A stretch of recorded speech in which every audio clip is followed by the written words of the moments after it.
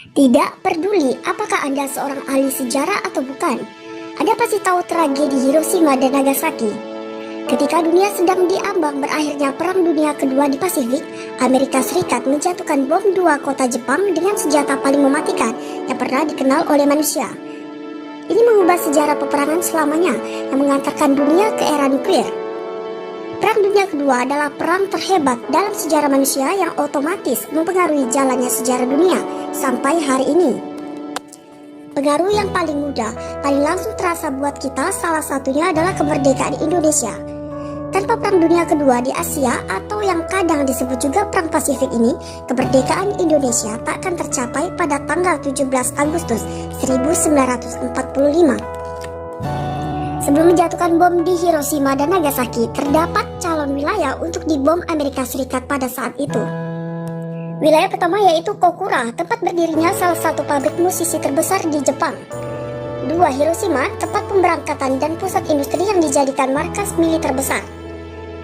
Wilayah ketiga yaitu Yokohama, daerah perkotaan yang menjadi tempat produksi pesawat, peralatan mesin, kapal, perangkat listrik, dan penyulingan minyak. 4. Kyoto, yaitu pusat industri besar. Pemilihan target memiliki syarat-syarat sebagai berikut, yaitu 1. Diameter target lebih besar daripada 3 mil atau 4,8 km dan merupakan target penting yang terletak di wilayah perkotaan besar. Kedua, ledakannya akan menghasilkan kerusakan yang efektif. 3. Target kemungkinan besar belum diserang pada Agustus 1945. Bukan Hiroshima, target sebenarnya adalah Kyoto. Kyoto pantas karena merupakan pusat industri militer yang penting sekaligus pusat pendidikan sehingga penduduknya dapat memahami kehebatan senjata ini. Namun Kyoto dicoret dari target. Why? Satu-satunya orang yang berhak mendapat pengakuan karena mencegah pengeboman Kyoto adalah Henry L. Stimson, Menteri Amerika Serikat waktu itu, yang mengenal baik dan menyukai Kyoto sejak ia berbulan madu di sana. Sekian puluh tahun sebelumnya, Kyoto dihapus dari daftar target karena memiliki warisan sejarah, agama, dan budaya, bukan hanya melihat objek militer dan industrinya. Sebagai gantinya, tanggal 25 Juli, Nagasaki menggantikan tempat Kyoto di dalam daftar target. Pada hari pengeboman, Hiroshima merupakan kota penting dari segi industri maupun militer. Hiroshima adalah pangkalan suplai dan logistik militer Jepang berukuran kecil. Namun gudang senjata militernya sangat besar. Kota ini juga merupakan pusat komunikasi, pelabuhan penting, dan tempat berkumpulnya tentara. Hiroshima adalah kota terbesar kedua di Jepang setelah Kyoto yang masih bertahan meski diserang berkali-kali. Hiroshima adalah target utama misi pengeboman nuklir pertama pada tanggal 6 Agustus. Kokura dan Nagasaki menjadi target alternatif.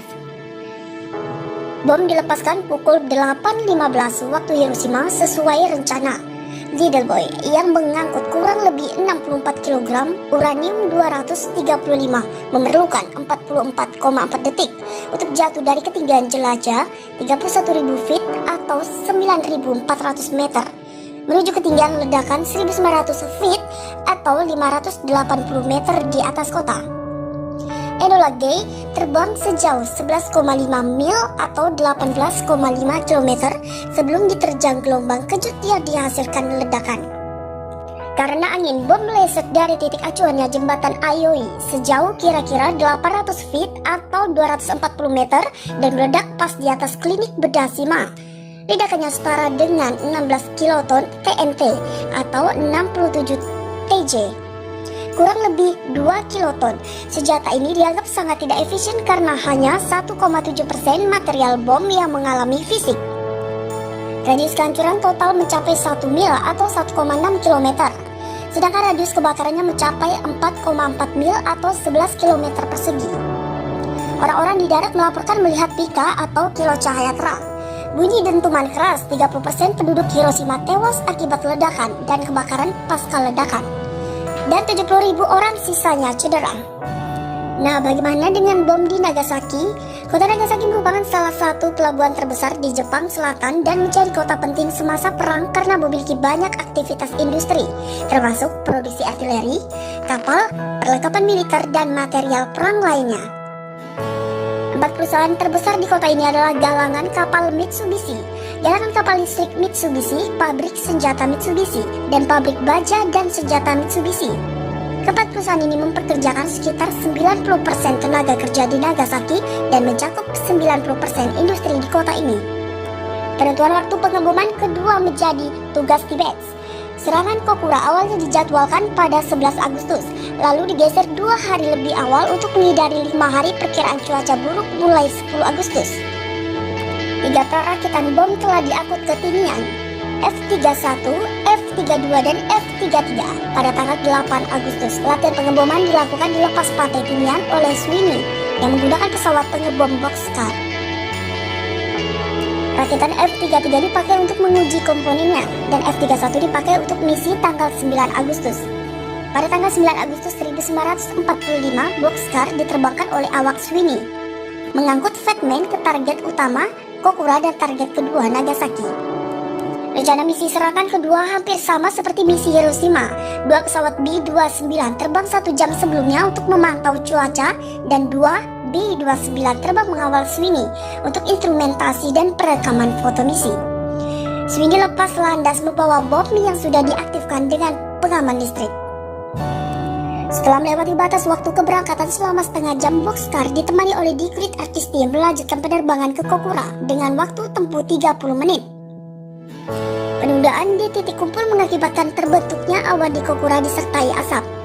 Awan dan asap menutupi 70% wilayah Kokura dan mengaburkan titik acuan bom. Sesuai melakukan 3 penerbangan pengeboman di atas kota dengan bahan bakar rendah akibat kegagalan pompa, mereka terbang ke target kedua, yaitu Nagasaki. Perhitungan konsumsi bahan bakar di tengah perjalanan menunjukkan bahwa Boxcar tidak akan mampu mencapai Iwo Jima dan harus terbang ke Okinawa. Awalnya mereka memutuskan bahwa apabila Nagasaki tidak terlihat saat mereka tiba, awak pesawat akan menerbangkan bomnya ke Okinawa dan menjatuhkannya di laut bila perlu. Ashworth kemudian memutuskan untuk mengambil pendekatan radar apabila target tidak terlihat. Pukul 11.01 jeda di antara awan di langit Nagasaki memungkinkan pewira pengebom Boxcar, Kapten Kermit Behan, melihat target bom sesuai rencana. Bom Fat Man yang mengandung inti plutonium berbobot 6,4 kg dijatuhkan di lembah industri Nagasaki. Bom meledak 47 detik, kemudian di ketinggian 1650 meter kurang lebih 33 feet di atas lapangan tenis, separuh jalan antara pabrik baja dan senjata Mitsubishi di selatan dan gudang senjata Nagasaki di utara. Ledakan terjadi hampir 3 km atau 1,9 mil di sebelah barat laut target awal. Ledakan tersebut dibatasi oleh lembah Urakami, dan sebagian besar kota dilindungi oleh lembah di sekitarnya. Ledakan bom setara dengan 21 kiloton dan menghasilkan panas bersuhu 3.900 derajat Celcius, serta angin kencang berkecepatan 1.005 km. Jadi dapat ditarik kesimpulan target sebenarnya adalah Kyoto dan Kokura, namun terdapat perubahan target menjadi Hiroshima dan Nagasaki.